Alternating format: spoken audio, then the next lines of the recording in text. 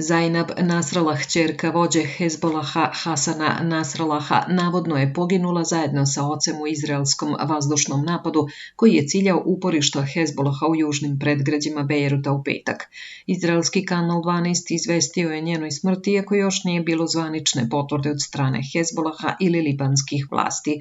Isti izvor navodi i da je po svemu sudeći ubijeni vođa Hezbolaha Hasan Nasrallah.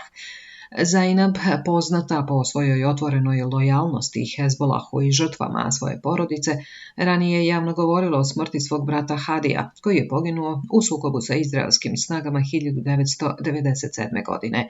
U intervjuu iz 2022. godine na televiziji Al-Manar opisala je reakciju svoje porodice. Kada je moj brat Hadi postao mučenik, moji roditelji nisu pustili ni jednu suzu, što odražava ponos porodice na njihov put.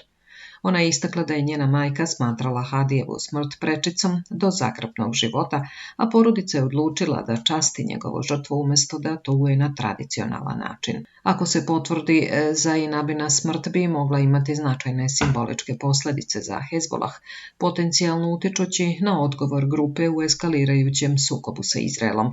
Situacija je i dalje neizvesna, a očekuju se dodatni detalji kako istraga bude napredovala.